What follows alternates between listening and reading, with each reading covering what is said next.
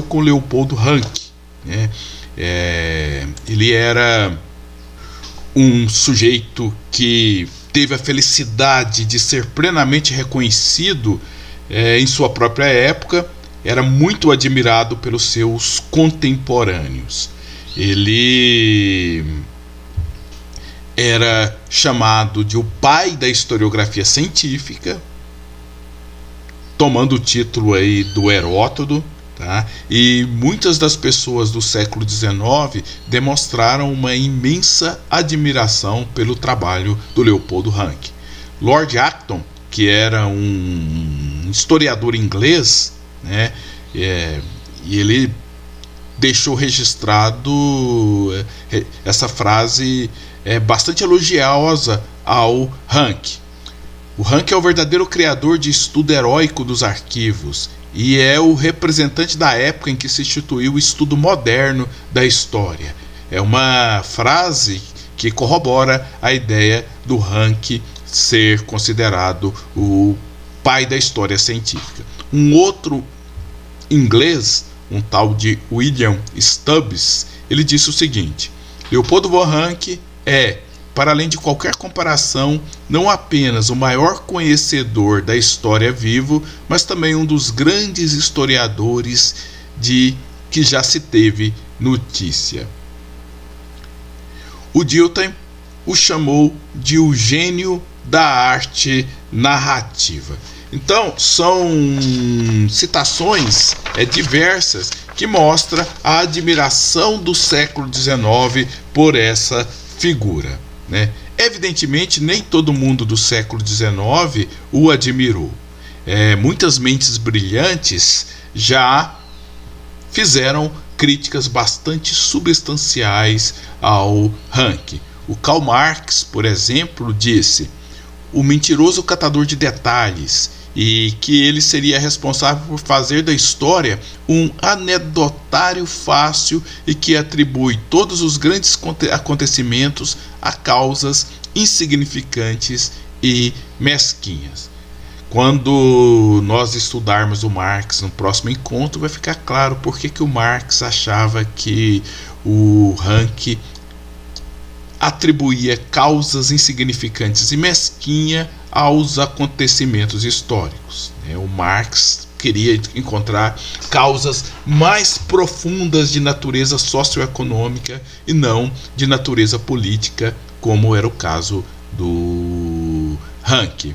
Ele foi chamado de historiador positivista, foi chamado, isso já no século XX, né, de historiador oficial do Estado prussiano, de apologista dos grandes homens, e tem uma crítica muito avassaladora de um filósofo italiano chamado Benito Croce, e ele disse o seguinte: e não precisamos dizer como não é convincente a ideia de que um pensamento concebido primeiramente pela mente poderosa de um Vico, depois aceito pela mente soberana de um Hegel, alcançaria a sua forma perfeita numa mente tão menor e filosoficamente insignificante como a de Leopoldo von Ranke. Aqui o Croce está falando dos três grandes nomes que para ele constituem a essência do historicismo. O primeiro seria Vico, o da mente poderosa. Depois seria Hegel, o da mente soberana. E depois seria Ranke, o de uma mente menor, tá? Então o Ranke, ele passou de grande nome da historiografia, de maior nome da historiografia do século XIX, na primeira metade do século XX, ele passou a simbolizar tudo aquilo que a historiografia do século XX rejeitava, tá? O nome de Ranke passou a simbolizar um desprezo por uma época. Felizmente, o século XXI tem uma visão mais moderada sobre o Ranke, ou pelo menos sobre o seu papel na historiografia. De certa forma, o século XXI está amenizando um pouco as críticas ácidas que o Rank sofreu no século XX.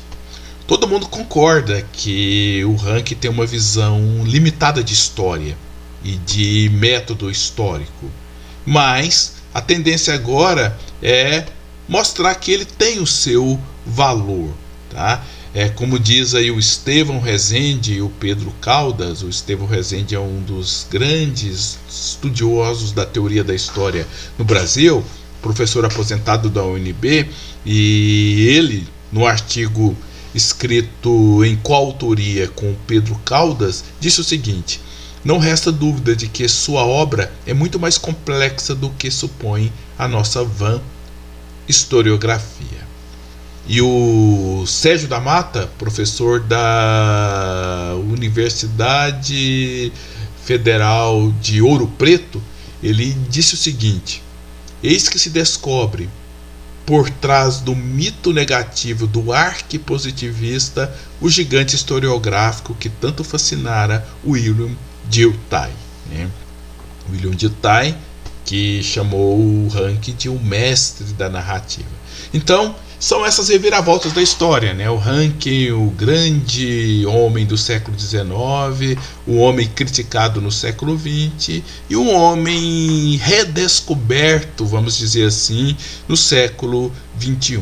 E quem é esse homem, né? Bom, a vida do Rank não tem muita coisa em especial, exceto em mostrar que ele foi muito feliz na sua carreira profissional. Ele não teve as dificuldades de um Hegel para se inserir no ambiente acadêmico da Alemanha. Teve uma vida que provavelmente tenha sido uma vida feliz, né?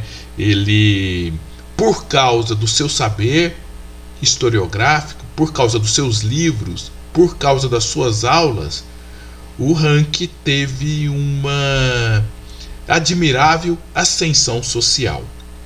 Inclusive, ele ganhou o título de nobreza, ele se tornou barão, ele teve direito a usar a expressão von, né, que era um indicativo de nobreza na Alemanha. E o Rank viveu muito, ele viveu mais de 90 anos e em vida ele presenciou muitos acontecimentos históricos importantes na Europa. Ele viu a expansão napoleônica, ele viu o Congresso de Viena, ele viu as revoluções de 1848 e, mais importante talvez para ele como alemão, ele viu a unificação alemã. O Rank, ele viveu no auge de uma Europa poderosa no século XIX e que seria uma Europa combalida no século XX, né? E ele nasceu no seio de uma família luterana de classe média, aquele luteranismo rigoroso, ascético, modesto. Existe um parentesco muito importante entre o historicismo e o luteranismo alemão. É bom ressaltar isso, né? E eu vou ressaltar logo na frente. Quase todos os grandes nomes do historicismo. Como assim, professor? Quase todos eram luteranos. A Herder era um pastor, quis ser pastor luterano. Hegel estudou teologia para ser pastor e depois desistiu. Rank era de uma família luterana. Dilthey era luterano. Droyce eu não tenho certeza, mas eu imagino que sim. Então existe uma afinidade que não pode ser deixada de lado quando a gente estuda o historicismo. É uma afinidade que deixou marcas. Mas por quê? Por que há essa relação?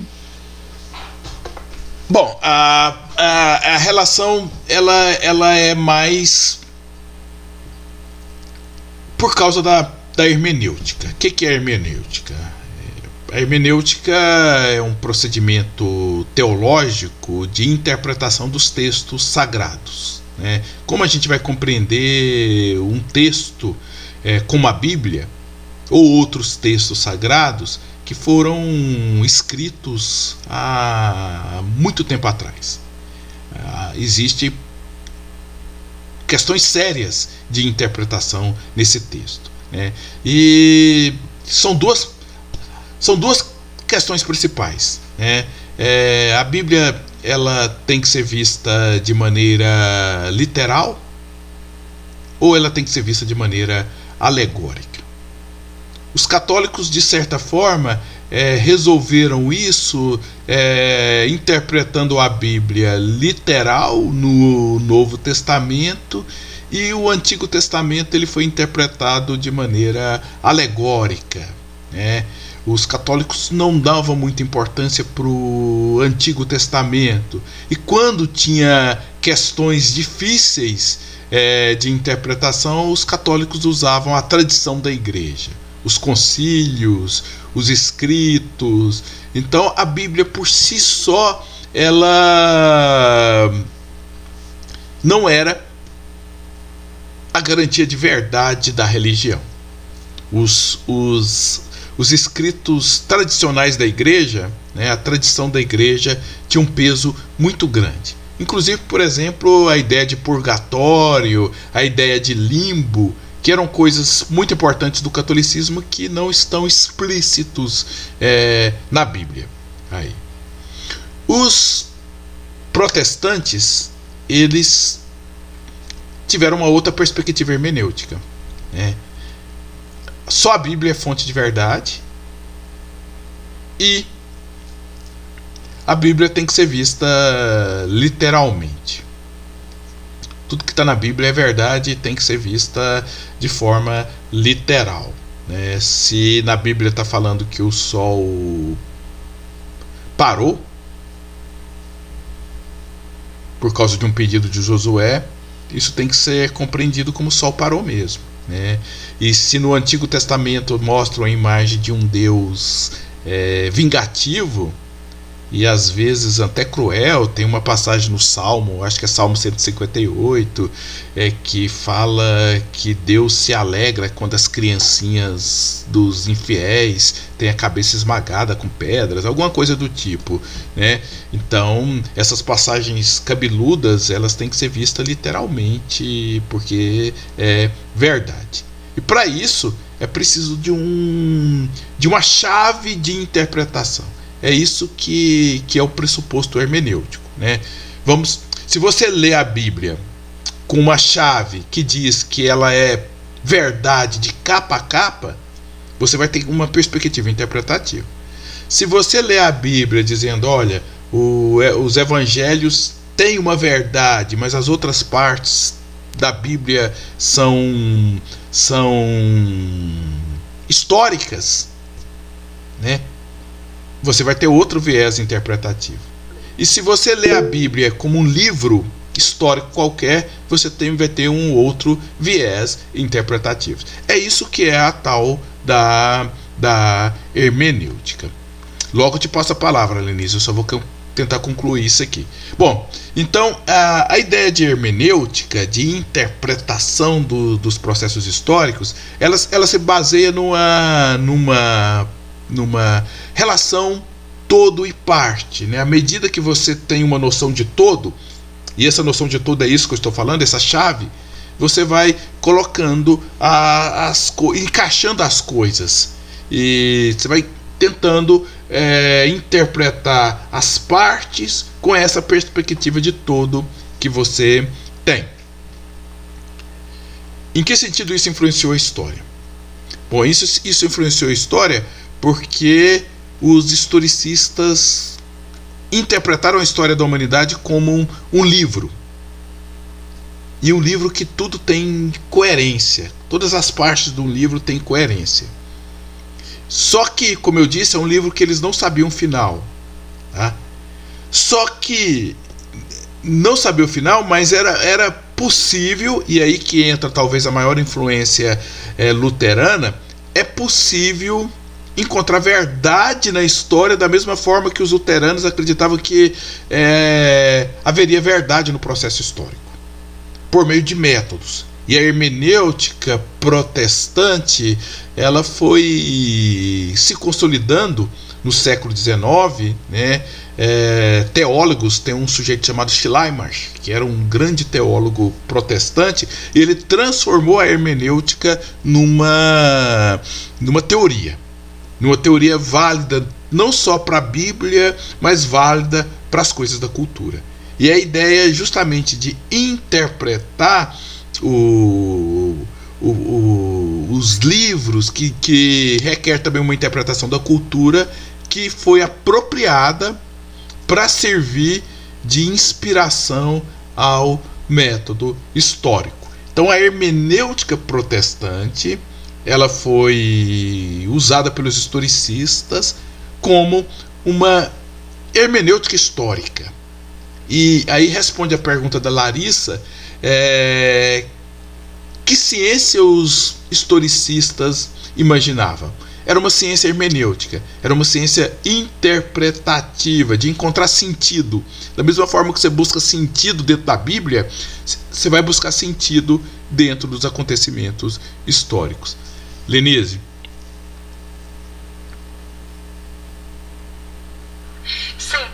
Sim, professor, eu tenho algumas dúvidas.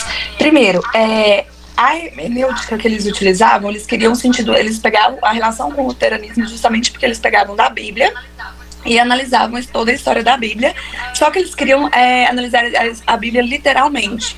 Só que a hermenêutica de cada um tem uma visão diferente, cada um tem uma interpretação diferente e cada um utiliza recursos da hermenêutica diferentes. Inclusive eu tive até uma matéria de hermenêutica no direito, e aí a gente aprende diferentes recursos para usar. E aí é isso que surge o historicismo, no sentido seguinte, cada um com um pensamento diferente. Isso que é minha dúvida, porque na verdade eles queriam uma coisa meio que igual, né? E não foi isso que gerou, foi? Eu tô entendendo ou não? Entendendo, sim. Inclusive a sua colocação é muito pertinente, né? Essa ideia de você procurar uma verdade única é chamado de hermenêutica dogmática. Você tem um dogma, você tem um pressuposto, tá? E esse pressuposto, ele é dogmático, ninguém pode discutir. É a ideia, por exemplo, de que tudo que está na Bíblia é verdade porque foi inspirado por Deus. Isso é um dogma, né? Se você vai ler a Bíblia com esse dogma, então você vai ter que encaixar a realidade no que... E eles partiram disso, eles né? partiram disso. E eles partiram disso, de que do tudo realismo. que ele estava ali era verdade. Eles partiram do realismo. Uhum. Só que, como você notou bem, essa ideia gera contradições, né?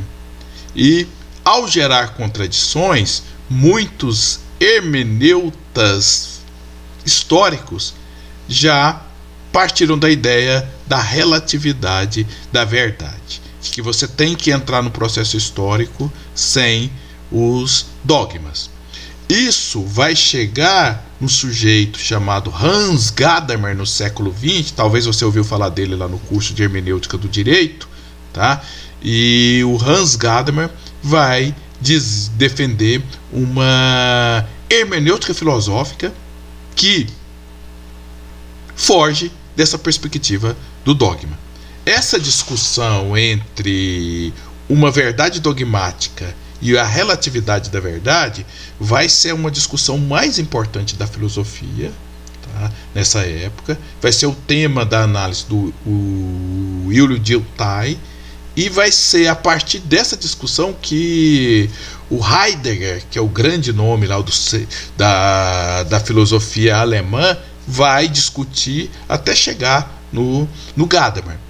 Tá? Então, assim, a ideia dogmática da verdade, ela serviu de pontapé inicial, e os historicistas, quando o Rank fala que queria encontrar a realidade do passado, ela parte desse pressuposto, mas à medida que o pensamento historicista vai se constituindo, e ele não foi constituído de uma vez, tá? Essa ideia de uma única verdade, essa ideia dogmática, ela vai perdendo força.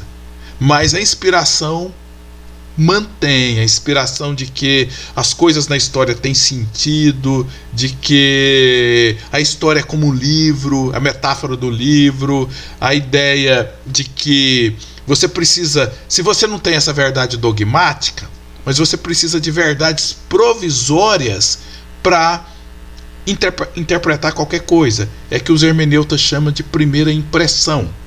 Você, geralmente, quando você compra um livro, você não conhece o conteúdo desse livro, mas o título do livro te dá uma ideia, tá? Uma ideia prévia. Depois, isso acontece com os filmes, quando a gente está escolhendo na Netflix. Você vê um título, você vê a resenha, você vê a imagem e você tem uma impressão. Às vezes se confirma, mas na maioria das vezes essa impressão inicial ela é reconstituída. E é dessa forma, dessas impressões provisórias, que os historicistas vão desenvolver. Eles vão saindo do dogma e entrando nessa ideia mais flexível de verdade. Ficou mais claro agora? Ficou sim. Assim, pelo menos eu acho. Não se apavore, porque no curso de Teoria da História 3 nós vamos ter um encontro só para falar de hermenêutica. Eu, inclusive, iria discutir isso agora, mas eu achei melhor discutir com o Gadamer no século XX, porque ele é o ápice de toda essa discussão. Se a gente discutisse agora, iria ficar faltando os desdobramentos do século XX. Tá? É uma aula que eu gosto muito, e nessa aula vai ficar claro aí de como a hermenêutica protestante ela acaba inspirando o pensamento historicista. Tá? Bom, então o Ranke era de família protestante, de família luterana, né? E o luteranismo também tinha um outro aspecto, é uma ideia de uma reforma na história. O luteranismo não foi uma revolução política, ele foi uma mudança de mentalidade. Então, ao valorizar o luteranismo, os historicistas eles passaram a olhar na história, olhar essas mudanças graduais, sem impactos políticos de transformação de consciência, como algo positivo, como algo de constituição de uma identidade de um povo, já que a identidade alemã ela se formou a partir do luteranismo, né? O luteranismo foi essencial para a constituição do ser alemão, né? Em termos de língua, a tradução da Bíblia para o alemão do Lutero, em termos de identidade, os alemães são diferentes dos outros porque são luteranos e tudo mais. Tá? Bom, o Ranke se formou aí na Universidade de Leipzig, fez um trabalho sobre o Tucídides. Não é por acaso, né? Ele e o Tucídides são dois objetivistas. São duas pessoas que acreditam na verdade. Lembra do Tucídides no diálogo que ele fez com Heródoto, né? O Ranke poderia ser chamado de um discípulo dessa busca da verdade pelo Tucídides. Depois ele vai trabalhar no ginásio, né? E a partir de 1825 ele já consegue entrar quase que de cara na principal universidade da Europa, que era a Universidade de Berlim, uma universidade que tinha sido criada recentemente por um sujeito chamado von Humboldt, e era uma universidade de ponta. O Hegel ralou muito para entrar em Berlim. Schopenhauer tentou entrar, mas ele era apenas um professor, uma espécie de professor visitante, professor não permanente, né? Mas o Ranke ele conseguiu entrar quase que de cara, primeiro porque a história estava com muito prestígio, né? O Estado alemão precisava da história, e segundo porque o livro dele de 1824, aquele livro que vocês leram o prefácio, tornou o Ranke bastante conhecido no mundo intelectual alemão. Na universidade, o Ranke ele recebe uma autorização para viajar para a Europa. Então, entre 1827 e 1831, ele fica pesquisando nos arquivos de Viena, Veneza, Roma, Bruxelas, Paris, Londres, né? Olha que coisa maravilhosa, né? Ranke, você não precisa dar aula, tá? Vai pesquisar, cara, vai para os arquivos, vai produzir seus livros. E o Rank aproveitou muito bem. Igual aqui no Brasil, igualzinho, né, professor? né? Igualzinho. Estou esperando a carta de autorização para me escrever meus livros. Então, diretamente do Bolsonaro ainda. Eles vão mandar aí uma carta de exílio, né? O Rank teve essa vida profissional feliz, né? Satisfatória.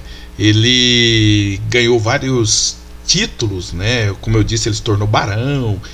Ele recebeu uma comenda da Ordem do Mérito, a maior comenda lá na Alemanha. Ele se tornou historiógrafo real, uma espécie de historiador oficial da Prússia. As suas aulas eram muito concorridas, militares, pessoas do alto escalão do Estado prussiano assistiam a sua aula. Ele foi conselheiro de gente poderosa, né? Do rei Maximiliano I da Baviera, do futuro Guilherme II, que depois se tornaria o imperador do Segundo Reich alemão. Ele era conselheiro do Guilherme. E não deve ter sido bons conselhos que o Guilherme, que foi o cara responsável por jogar a Alemanha na aventura da Primeira Guerra Mundial, né? Então, o sucesso do Rank reflete o sucesso da história, né? O século XIX era o século da história. Então, o Rank ele escreveu muitas obras, né? Mais de 60. Então, são vários volumes. Daria para encher essa estante aí que vocês estão vendo atrás, aí, provavelmente só com as obras do Rank, né? E os livros mais importantes é esse, né, de História dos Povos Latinos e Germânicos, que foi publicado em 1824, que eu pedi para vocês lerem o prefácio. E no prefácio ele fala que a unidade dos povos latino e germânica não é uma unidade religiosa, não é uma unidade feita pelo cristianismo, não é uma unidade natural pelas fronteiras da Europa, mas é uma unidade da história, porque a Europa compartilhou acontecimentos comuns, né? Foi uma unidade europeia que foi constituída por meio da reação às invasões bárbaras, pelo envolvimento nas cruzadas, na Guerra dos 30 Anos, na Reforma Protestante. É a história que foi dando uma identidade aos povos latinos e germânicos, né? Ou a França e a Alemanha principalmente, a Itália também. Ele escreveu o livro A História dos Papas, que foi esse livro que o termo contra-reforma se difundiu, né? História da Alemanha na época da Reforma. O tema da Reforma era muito importante para os alemães, né? E o Rank era um admirador da força expressiva do Martinho Lutero. E ele, quase mais no fim da vida, ele teve um projeto de fazer uma história universal. Não universal no sentido filosófico, hegeliano, mas uma espécie de história geral. Aquilo que a gente vê naquelas coleções antigas, né? Começou lá do Egito, depois a história dos hebreus, até chegar na história contemporânea, né? E o Rank se envolveu muito nesse projeto aí de vários volumes, que depois foi continuado pelos seus discípulos. Bom, o que é o contexto intelectual do pensamento do Rank? Ninguém cria nada do nada, né? As ideias, elas são difundidas, elas são digeridas, ou, para usar uma terminologia do Hegel, elas são sintetizadas por meio de uma dialética.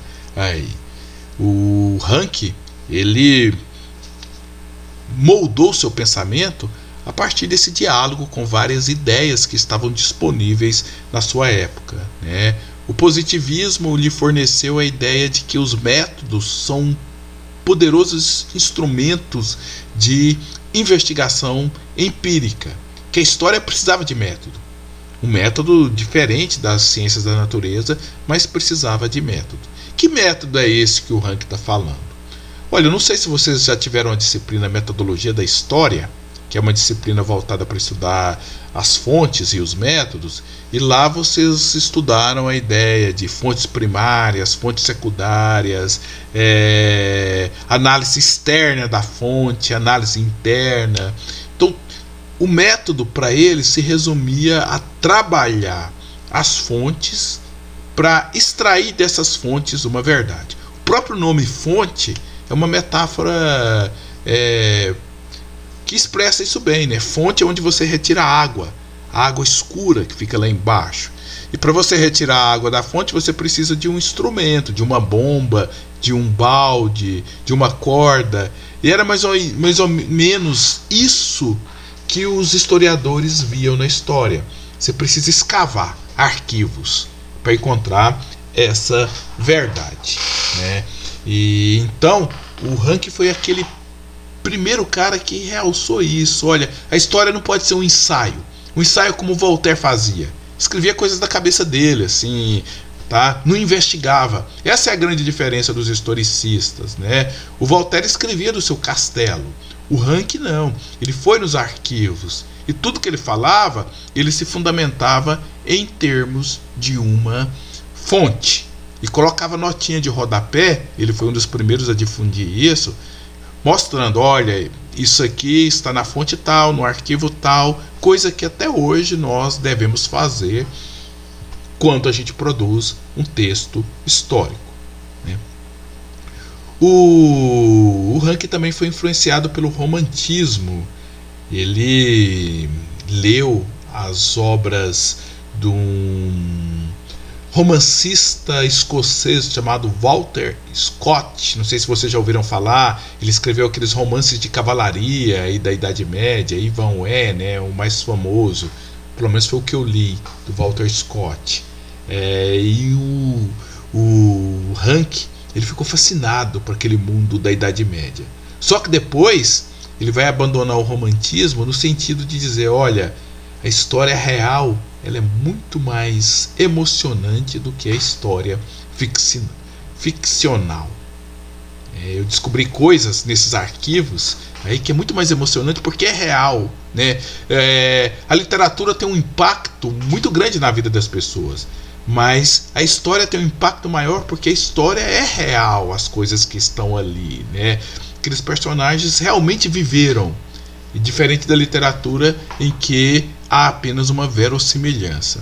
Mas o Rank compartilhava com o romantismo aquele desejo de estudar o passado, de gostar do passado, de valorizar as tradições.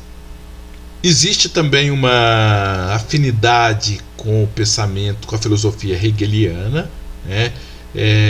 Com a ideia de que o real é racional, que a história é racional, que a história ela tem uma racionalidade. A história não é um amontoado de desgraças humanas como pensavam os iluministas. Ela tem coerência, como um livro, tá? E é preciso encontrar essa coerência na história. O luteranismo, né, eu já deixei isso claro, a ideia do método hermenêutico, a ideia da compreensão da cultura por meio de uma análise filológica e uma análise histórica. Isso vai ser muito importante, tá? E a ideia de que existe uma verdade única e é possível chegar até ela, guiou o Rank nesse primeiro momento do historicismo. E a ideia da nação, a nação como o ápice da história, que fora da nação não há perspectiva viável de uma boa organização social, tá? Então ele pensava em termos de nação, nação alemã, não pensava em termos de de uma universalidade, porque quando Hegel fez suas análises históricas, ele não pensava em termos de nação, ele pensava em termos universais. Marx também fez sua história em termos universais, tá? Mas o Ranke, ele abriu a fila para abranger todo mundo, né, professor? Para abranger o mundo inteiro. Para descobrir o segredo da história universal. Aí, os historicistas, eles são mais modestos em suas ambições. O objetivo é construir uma história da nação, né? Quanto muito fazer uma história geral, fazer várias histórias de nações, colocar elas todas dentro de uma coleção, aí você tem uma história geral. Mas no fundo, aquela coleção retrata histórias individualizadas de diferentes nações. Bom, ao mesmo tempo que o Ranke absorveu algumas influências desses grandes sistemas de ideia, ele se afastou um pouco, né? Tinha algumas ressalvas em relação a elas. Do romantismo, por exemplo, como eu disse, tá? Ele repudiou o romantismo porque o romantismo fazia generalizações idealizadas. Os românticos alemães, por exemplo, mostraram o cavaleiro medieval como um homem que não tinha nada a ver com o cavaleiro medieval de fato, né? Um homem que salvava a princesa, um homem educado, com boas maneiras. E nós sabemos que um cavaleiro medieval, ele era o cara que cuspia em cima da mesa, ele era o cara que comia com faca e não com talheres, né? Ele era um cara que arrotava, ele era um cara que agredia mulheres. Então o Ranke se afastou do romantismo porque o romantismo idealiza o passado, maqueia o passado, e o historicismo queria mostrar o passado como ele realmente era, tá? Com todas as suas singularidades. Aí. O Ranke se afastou da filosofia do Hegel porque o Hegel fez uma filosofia da história. Era um pressuposto filosófico, a ideia de liberdade, a liberdade caminhando na história, que era o mote interpretativo da história humana. Era especulativo, porque era um tipo de pensamento que previa o futuro. Ranke, ele e os outros historicistas, eles rejeitavam essa ideia, né, de conhecer as páginas finais do livro da história. Só o anjo do juízo final, essa é uma expressão bonita dos historicistas, sabem o segredo da história humana. O historiador, ele só sabe o que aconteceu. O Ranke era luterano, mas ele se afastou do dogmatismo religioso no sentido de achar que Deus intervia diretamente nos processos históricos. Na cabeça dele, tudo que acontecia na história era vontade de Deus, mas ele não explicava a história pela teologia, tá? Você não precisa ser um crente para você ler a história do Ranke. Ele explicava os fatos pelos fatos. Agora, se você quiser pensar que por trás dos fatos tem uma vontade de Deus, isso é com você, tá? Isso está baseado na sua crença. Mas no livro do Ranke não tem nada que diz que Deus é uma força decisiva para explicar a história, né? Na cabeça deles, como eu disse, eles eram muito influenciados pelo luteranismo. No íntimo deles, eles achavam que o historiador é uma espécie de sacerdote e a sua missão é encontrar o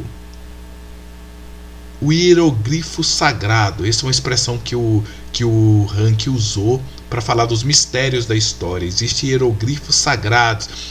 São o quê? São aquelas conexões que a gente tem que fazer, assim. Por que surgiu a Revolução Francesa? São essas conexões causais, entender os motivos de cada fato, né? Só que isso era discreto, isso não aparecia no texto, né? Isso talvez estava na mente, mas na hora deles analisarem o passado, eles faziam isso considerando os próprios acontecimentos. Não existe uma interpretação teológica da história como existia na historiografia cristã, em que explicitamente falava que Deus castigava determinados reinos ou Deus abençoava outros. Os historicistas são muito seculares, são muito profissionais na hora de escreverem suas narrativas históricas. O que ele rejeitava do mecanicismo positivista? Ele rejeitava a busca de leis, né, e rejeitava a ideia de que a história tinha que se enquadrar à metodologia das ciências matemáticas, que o objetivo da história é fazer generalizações. Não, para o Ranke, o objetivo da história não era fazer generalizações, era encontrar o singular, encontrar o específico. Cada história de cada povo, de cada lugar, ela era diferente das outras e cabia aos historiadores fazer essa reconstituição específica dos acontecimentos históricos. Tá? Aqui a gente já falou sobre isso, mas para enfatizar as diferenças básicas entre o positivismo e a escola histórica alemã. Positivismo, o maior nome dele é um filósofo, Augusto Comte. Comte não era historiador, era filósofo. Escola histórica alemã, o maior nome é o Ranke, um historiador profissional. Ganhava dinheiro produzindo livros de história e ensinando história. O objetivo do positivismo é descobrir leis. O objetivo do historicismo é fazer investigação empírica, né, dos acontecimentos. O positivismo é filho do iluminismo. A escola histórica alemã é filha do historicismo. O positivismo valoriza o progresso. A escola histórica alemã, a tradição. O positivismo é uma filosofia da história e a escola histórica alemã é uma espécie de história da filosofia.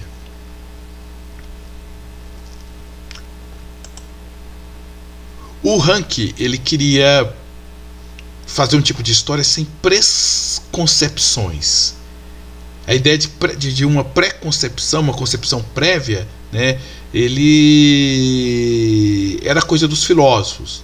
Só que, inevitavelmente, eles perceberam que todo mundo que faz a história, ele tem uma preconcepção, ele tem concepção prévia sobre o que é o passado, sobre o que é a sociedade, tá?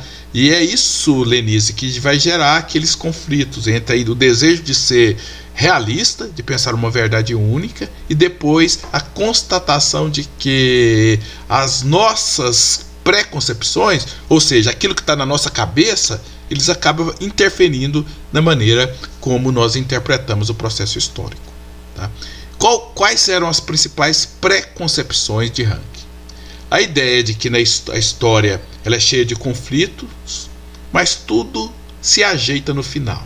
Tudo vai dar certo, meu filho, diria Ranke para aqueles que estavam impacientes, né? Veio Napoleão, fez guerra, bagunçou, mas depois deu tudo certo no final. Essa é uma ideia de soluções harmônicas do conflito, né? E essa estabilidade do campo histórico era garantida por Deus. É Deus que mantinha isso. Mas você não falou que ele não era dogmático? Não, ele não era dogmático, mas na cabeça dele, tá? Na cabeça dele, ele achava que Deus não ia deixar a história bagunçada. Ele não ia fazer uma história da humanidade e deixar tudo caótico, sem normas, sem resoluções de conflitos, tá? Sem sentido. E as nações era o ápice do desenvolvimento histórico. Depois das nações não iria ter mais nada relevante que iria surgir dentro do processo histórico. Então a história que o Ranke via, tá? E eu vou falar isso para encerrar já o nosso conteúdo com esse slide aí, ela era constituída da seguinte forma, né? a história é formada por indivíduos. Essa é uma perspectiva do ranking, né? Cada indivíduo desse aí é uma pessoa que tem seus interesses, tem suas paixões, tem as suas vontades, tem as suas especificidades, tem indivíduo rico, tem indivíduo pobre. Só que esses indivíduos, eles formam povos. Povos são seres humanos que habitam um território comum, possuem uma língua comum, possuem uma religião comum, tá? E os seres humanos individuais, eles são passionais, são desregrados, são destrutivos, mas os povos não. Os povos, eles têm uma racionalidade que vai além dos interesses individuais, tá? E como que os povos demonstram isso? Por meio de instituições. Os povos criam instituições que regulam as paixões dos indivíduos. Até agora a gente está estudando institucionalistas. São pessoas que acham que os seres humanos precisam de uma espécie de coleira. Sem coleira, nós seríamos como um pitbull desenfreado, um pitbull raivoso, querendo agredir os outros. Então os seres humanos precisam de coleiras institucionais. E as principais coleiras institucionais que faz com que os anseios humanos sejam direcionados para coisas mais produtivas seria a igreja, né? E seria o Estado. A igreja molda a nossa maneira de pensar e o Estado molda a nossa maneira de agir. Estados e igreja, eles são formados por seres humanos. Só que eles não têm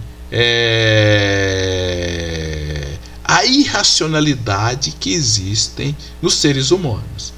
Mas essas instituições podem falhar? Podem, né? Porque como elas são compostas por seres humanos, às vezes um papa faz com que a igreja tente usurpar a função do Estado. Ou um líder do Estado, como Napoleão Bonaparte, ele tente conquistar os outros estados. Então, as instituições, elas não estão, elas não são a prova de erros. Mas as instituições têm menos probabilidade de falhar e geralmente as instituições elas retornam ao seu curso, né? Aí o Napoleão morreu, o Estado continuou, as igrejas teve brigas, separaram, teve papas que tinham comportamento questionáveis, mas depois as instituições entram nos eixos. Povos, igreja e Estado formam a nação. A nação é aquilo de mais importante que você tem que estudar na história, né? A nação é o objeto por excelência do historiador. Por isso que eu disse que eles não eram picaretas em defender a nação.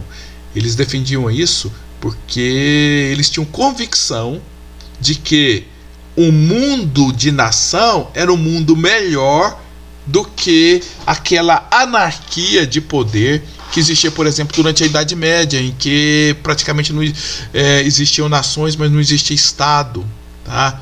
Ou no mundo antigo, que existiam grandes impérios. Eles achavam que a nação era uma forma melhor de organização dos seres humanos, para os seres humanos crescerem em sua potencialidade. Então, o nacionalismo dele não era um nacionalismo hipócrita, era um nacionalismo verdadeiro. E a defesa do Estado e a defesa da igreja também não era hipócrita, porque eles acreditavam que a gente precisa realmente do Estado para ter um mundo melhor. Então esses são os institucionalistas. Nas próximas aulas nós vamos estudar dois anti-institucionalistas, que é o Marx. O Marx acha que a gente não precisa do Estado, que essa coleira que o Estado coloca na gente é uma coleira que nos limita, que nos torna pequenos. E o Nietzsche, que vai ser contra a coleira da religião e a coleira da sociedade. O Nietzsche tem uma filosofia que quer libertar o indivíduo desses círculos aí. O Nietzsche sonha com um indivíduo pleno, livre do Estado, livre da religião e livre da moralidade. Essa é uma pergunta muito boa para vocês pensarem antes de dormir à noite, né? A gente precisa dessas instituições, ou é possível a gente ter um mundo melhor sem instituições? Aí, você ficaria do lado dos institucionalistas ou dos anti-institucionalistas? Pergunta interessantíssima, uma das perguntas talvez cruciais para a gente pensar o mundo em que nós vivemos. Pessoas que defendiam as instituições.